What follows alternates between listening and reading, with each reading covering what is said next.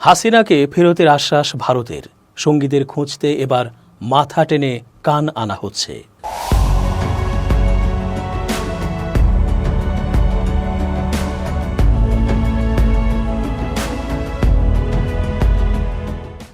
আসসালামু আলাইকুম প্রিয় দর্শক, আশা করছি আল্লাহ পাকের রহমতে ভালো আছেন। চেঞ্জ টিভির আন্তর্জাতিক চোখ অনুষ্ঠানে আমি এস.জে. রতন স্বাগত জানাচ্ছি আপনাদের সকলকে। কি খবর রে বাবা, হাসিনাকে এবার বোধ হয় সত্যি সত্যি ফেরত দিচ্ছে ভারত। সত্যি হোক আর মিথ্যে, কথা তো উঠেছে ভারতের অঙ্গন থেকে। এটা আমাদের জন্য আশা জাগানিয়া ব্যাপার। আমরা খুনি হাসিনার বিচার দেখব এই বাংলাদেশের মাটিতে। তবে হাসিনার হেভিওয়েট সঙ্গীরা কিন্তু বিদেশ বিভুঁইয়ে ভালোই আছেন, নিরাপদে আছেন। এটাও ঠিক, আমরা সবসময় জানি কান টানলে মাথা আসে। এবার আগে মাথা টেনে এনে, মানে হাসিনাকে এনে তারপর কান আনা হবে, অর্থাৎ সাঙ্গপাঙ্গদের ফিরিয়ে এনে বিচারের মুখোমুখি করা হবে। বাংলাদেশের দেয়া প্রত্যর্পণের চিঠির ইতিবাচক জবাব দিয়ে ন্যায় বিচারের স্বার্থে ভারত শেখ হাসিনাকে দেশে ফেরত পাঠাবে বলে আশাবাদ প্রকাশ করেছেন আন্তর্জাতিক অপরাধ ট্রাইব্যুনালের চিফ প্রসিকিউটরের বিশেষ পরামর্শক টবি ক্যাডম্যান। 27 জানুয়ারি ট্রাইব্যুনাল প্রাঙ্গণে সাংবাদিকদের এসব কথা বলেন তিনি। শেখ হাসিনাকে ফেরাতে দেয়া চিঠির উত্তরে ভারতের মৌনতার বিষয়ে করা প্রশ্নের জবাবে টবি ক্যাডম্যান বলেন, পররাষ্ট্র মন্ত্রণালয় যথাযথভাবে ভারতকে প্রত্যর্পণের জন্য আহ্বান জানিয়েছে। তবে এটা ভারতের ব্যাপার যে তারা ন্যায় বিচারের পক্ষে দাঁড়াবে নাকি তাকে, অর্থাৎ হাসিনাকে বিচার থেকে রেহাই দেওয়ার পক্ষে অবস্থান করবে। আমি আশা করি ভবিষ্যতে তারা ন্যায় বিচারের পক্ষেই অবস্থান নেবে। তিনি বলেন, চিঠির জবাবে ভারতকে ইতিবাচক পদক্ষেপ নিতে বাংলাদেশ সরকার জোর করতে পারে না ঠিকই, কিন্তু আমরা আশা করতেই পারি যে তাকে এদেশে আনা হবে এবং বিচারের মুখোমুখি করা হবে। এখানে বলে রাখা ভালো যে ন্যায় বিচারের স্বার্থে বিদ্যমান আইন অনুযায়ী তিনি আত্মপক্ষ সমর্থনের সব সুযোগ পাবেন। আরেক প্রশ্নের জবাবে তিনি বলেন, আমি এখানে একজন পেশাদার হিসেবে কাজ করতে এসেছি এবং তাই করব। অতীতের কোনো ঘটনা, কারো কার্যকলাপ কিংবা আগে আমার কাজের পরিধি কী ছিল তা একে প্রভাবিত করবে না। সবার জেনে রাখা ভালো, যেহেতু এই মামলাগুলো জটিল এবং এর কার্যবিধি সময় সাপেক্ষ, সুতরাং এই বিধিগুলো সঠিকভাবে সম্পন্ন করতে তাড়াহুড়া করার কোনো সুযোগ নেই। ব্রিটিশ আইনজীবী লন্ডন ভিত্তিক ল ফার্ম গুয়ের্নিকা 37 গ্রুপের সহপ্রতিষ্ঠাতা ও গুয়ের্নিকা 37 চেম্বার্স এর যুগ্ম প্রধান টবি ক্যাডম্যানকে 20 নভেম্বর বাংলাদেশের আন্তর্জাতিক অপরাধ ট্রাইব্যুনালের চিফ প্রসিকিউটরের বিশেষ পরামর্শক নিয়োগ দেওয়া হয়। এক সূত্র থেকে জানা গেছে, ভারতের অভ্যন্তরে হাসিনার প্রত্যর্পণ বিষয়ে নানা আলোচনা চলছে। ভারতের সাধারণ জনগণের বিশাল এক অংশ জানাচ্ছেন তারা বাংলাদেশের সাথে বন্ধুত্বপূর্ণ সম্পর্ক চান। কোনোভাবেই সম্পর্ক নষ্ট করে তারা তাদের ব্যবসায়িক ও দ্বিপাক্ষিক সকল রকমের সম্পর্কের অবনতি মেনে নিতে চান না। তাই তারা জোর দিয়ে বলেন, পতিত হাসিনাকে যেন ভারতীয় প্রশাসন বাংলাদেশে ফিরিয়ে দেয়। এটাই তাদের চূড়ান্ত চাওয়া। এখন ভারতের অভ্যন্তরে এ নিয়ে ক্ষোভ বিক্ষোভ শুরু হলে, সেখানকার সরকার চাপে পড়লে অবশ্যই হাসিনার ব্যাপারে চলমান সিদ্ধান্ত পরিবর্তন করতে বাধ্য হবে। হাসিনার পলায়নের পরপরই তার মন্ত্রী, এমপি ও সাঙ্গপাঙ্গরাও এরই মধ্যে বিশ্বের বিভিন্ন জায়গায় পালিয়ে রয়েছেন। দেশে অনেকে আত্মগোপনে আছেন। মামলা হচ্ছে, ধরাও পড়ছে কিছু। তবে যারা দেশের বাইরে আছেন তাদেরকেও ধরার জন্য আন্তর্জাতিকভাবে চেষ্টা অব্যাহত আছে সরকারের পক্ষ থেকে। বিদেশ বিভুঁইয়ে লুকিয়ে থাকা নেতারা ছাড়াও হাসিনার স্বজনদের মধ্যে কে কোথায় লুকিয়ে আছেন তা নিয়ে নতুন করে আরও কিছু তথ্য উঠে এসেছে গণমাধ্যমে। আওয়ামী লীগ এবং সহযোগী সংগঠনের নেতাকর্মী, সাবেক এমপি মন্ত্রীদের প্রায় সবাই হামলা মামলায় জর্জরিত হলেও নিরাপদ আশ্রয়ে রয়েছেন সাবেক প্রধানমন্ত্রী শেখ হাসিনার নিকট স্বজনরা। এরা গত 15.5 বছরে সরকারের মন্ত্রী, এমপি, মেয়র হওয়া ছাড়াও আওয়ামী লীগের কেন্দ্রীয় সদস্যসহ সহযোগী ভ্রাতৃপ্রতিম সংগঠনের গুরুত্বপূর্ণ পদ দখল করেছিলেন। এর মধ্যে মন্ত্রী ও সমপদ মর্যাদায় ছিলেন 4 জন, এমপি হয়েছেন অন্তত 10 জন, 2 সিটিতে মেয়র হয়েছেন 3 জন, সহযোগী সংগঠনের প্রধান হয়েছেন 1 জন। বৈধ ও অবৈধভাবে সর্বোচ্চ সুবিধায় ছিলেন তারা। অথচ পট পরিবর্তনের সঙ্গে সঙ্গে তারা সবাই আগেই নিরাপদ আশ্রয়ে চলে গেছেন। একমাত্র শেখ পরিবারের সদস্য আবুল হাসানাত আবদুল্লাহর ছেলে মঈনুদ্দিন আবদুল্লাহ খোকা গ্রেপ্তার হয়েছেন। বাকিদের অবস্থান কেউ নিশ্চিত করতে পারছেন না। 5 আগস্টের পর গ্রেপ্তারের চিত্রগুলো বিশ্লেষণ করে এমন তথ্য পাওয়া গেছে। এর আগে শেখ হাসিনা তার পরিবারের সদস্যদের তালিকা দিয়েছিলেন। তার বোন ও তাদের ছেলে মেয়ে ছাড়া কোনো আত্মীয় নেই বলে দাবি করেছিলেন। পরিবারের সদস্য ছাড়াও তার নিকটাত্মীয় রয়েছেন যারা দীর্ঘদিন ক্ষমতার দাপট দেখিয়ে চলেছেন, শাসন ও শোষণ করেছেন, নিয়ন্ত্রণ করেছেন রাষ্ট্র ক্ষমতার সব কিছু। একাদশ জাতীয় সংসদ নির্বাচনের পর মন্ত্রিসভার বৈঠকে প্রধানমন্ত্রী শেখ হাসিনা বলেছিলেন, আমার কিছু আত্মীয় স্বজন ঝড়ের পূর্বাভাস আগাম পেয়ে যান, তখন তারা দেশ ছাড়েন, আবার সুসময় হলেই দেশে ফিরে এসে হাজির হন।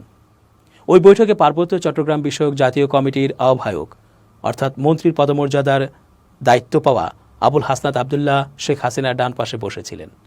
প্রধানমন্ত্রীর বক্তব্যকালে আবদুল্লাহকে চোখ মুখে অসহায়ত্ব প্রকাশ করতে দেখা যায় বলে জানিয়েছিলেন আওয়ামী লীগের সাবেক নেতা ও সাবেক এক মন্ত্রী। শেখ হাসিনার ফুফাতো ভাই শেখ ফজলুল করিম সেলিম আওয়ামী লীগের প্রেসিডিয়াম সদস্য। তার দুই ছেলে শেখ ফজলে ফাহিম ও শেখ ফজলে নাইম। শেখ পরিবারের প্রভাব খাটিয়ে শেখ ফজলে ফাহিম বাংলাদেশের ব্যবসায়ীদের প্রধান সংগঠন FBCCI-এর সভাপতি হয়েছিলেন। 5 আগস্টের পর থেকে শেখ সেলিমের পরিবার আত্মগোপনে আছে। ধারণা করা হচ্ছে সরকার পতনের আগেই তারা দেশ ছাড়েন। শেখ সেলিমের ভাই শেখ ফজলুল হক মনির 2 সন্তান শেখ ফজলে শামস পরশ ও শেখ ফজলে নূর তাপস। শেখ পরশও দেশ ছেড়েছেন বলে জানা যায়, এখন বিদেশে নিরাপদ জীবনযাপন করছেন। শেখ সেলিমের ছোট ভাই শেখ ফজলুর রহমান মারুফ ক্যাসিনো বিতর্কের সময় আলোচনায় এসেছিলেন। তিনি বর্তমানে সিঙ্গাপুরে আছেন বলে ধারণা করা হচ্ছে।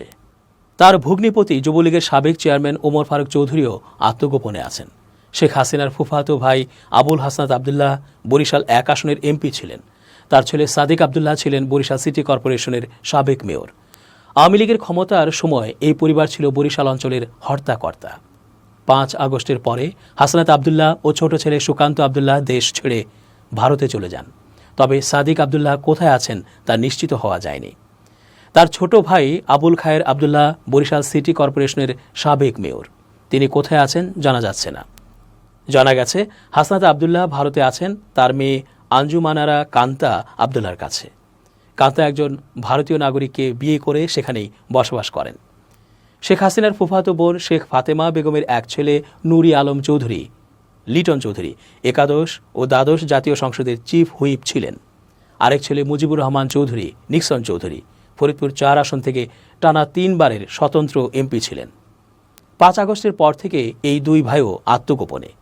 শেখ হেলালের ভাই খুলনা 2 আসনের সাবেক MP শেখ সালাউদ্দিন জুয়েলকে সরকার পতনের পর টুঙ্গিপাড়ায় দেখা গেছে। তবে সর্বশেষ তার অবস্থান নিয়েও রয়েছে ধোঁয়াশা। তিনি কি দেশে আছেন না বিদেশে গেছেন? আওয়ামী সরকারের অন্যতম সুবিধাভোগীদের একজন ঢাকা ওয়াসার সাবেক বিতর্কিত MD তাকসিম খান। তিনি শেখ হাসিনার ফুফা ইলিয়াস চৌধুরীর ভগ্নিপতি। সেদিক থেকে তিনি শেখ হাসিনার ফুফা হন। তিনি 5 আগস্টের পর যুক্তরাষ্ট্রে চলে গেছেন বলে আলোচনা আছে। শেখ পরিবারের আরেক প্রভাবশালী সদস্য বঙ্গবন্ধুর চাচাতো ভাই শেখ কবির হোসেন বাংলাদেশ বেসরকারি বিশ্ববিদ্যালয় সমিতি ও বাংলাদেশ বীমা সমিতির সভাপতি ছিলেন।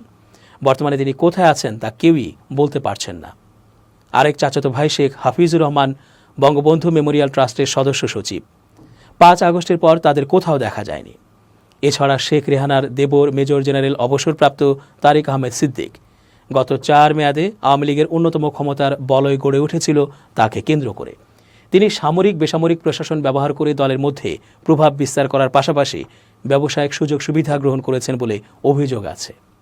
5 আগস্টের পর থেকে তারিক আহমেদ আত্মগোপনে রয়েছেন। তবে যে যেখানেই লুকিয়ে থাকুক কান টেনে বের করে আনা হবে, বিচারের মুখোমুখি করা হবেই। হেফাজতে ইসলাম বাংলাদেশের কেন্দ্রীয় মহাসচিব সাজিদুর রহমান বলেছেন, ক্ষমতা পাকাপোক্ত করতে ওলামায়ে কেরামকে আওয়ামী লীগ ব্যবহার করেছিল। হাসিনা কুফরি মতবাদে বিশ্বাসী।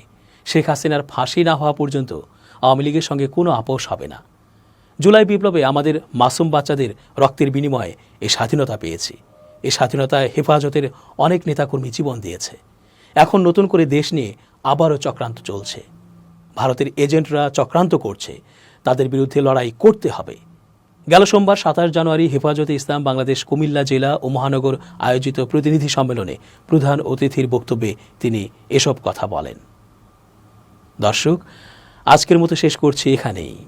ধন্যবাদ।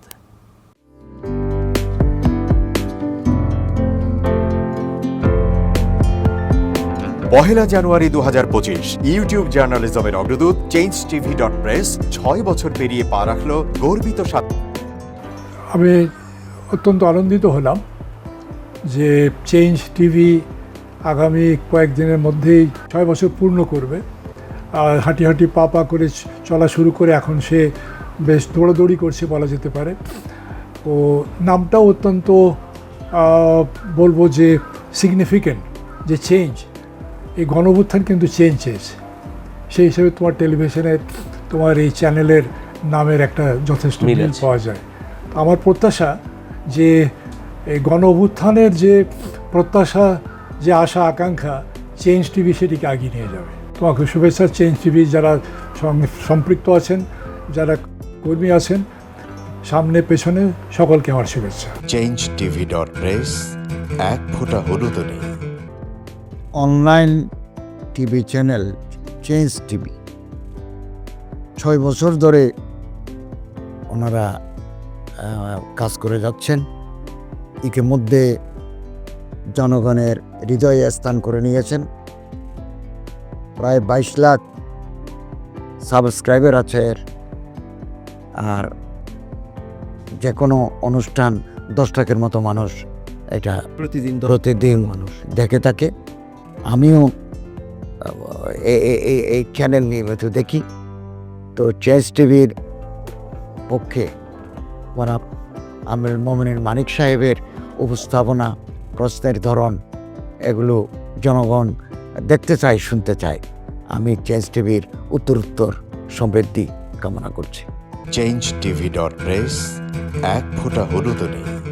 চেঞ্জ টিভি, তো আমি তাদেরকে আমার অসংখ্য শুভেচ্ছা জানাচ্ছি, কারণ তারা যে ভূমিকা রেখেছে এই সময়, একটা কঠিন সময় ছিল, সেটাতে যেমন ভূমিকা রেখেছে, এমনকি 5ই আগস্টের পরে নতুন বাংলাদেশেও তারা তাদের সেই তীক্ষ্ণ একটা সমালোচনামূলক এবং যেটাকে আমি গঠনমূলক বলবো সেরকম একটা ভূমিকা রাখছেন। তো সেক্ষেত্রে আমরা মনে করি যে এই ভূমিকা আমাদের দরকার, আমরা চাই এটা থাকুক এবং আরও যেন সমৃদ্ধ হয়। নতুন বাংলাদেশ নির্মাণে আমরা চাই যে চেঞ্জ টিভি যে সমালোচনাগুলো করছে বা যেগুলো আমরা তুলে ধরছেন, সেটা এমন করে করবেন যেন আমরা সেখান থেকে শিখতে পারি এবং সবাই মিলে যেন আমরা নতুন বাংলাদেশকে সত্যিকার অর্থে বৈষম্য বিহীন একটা সমাজ গড়ে তুলতে পারি,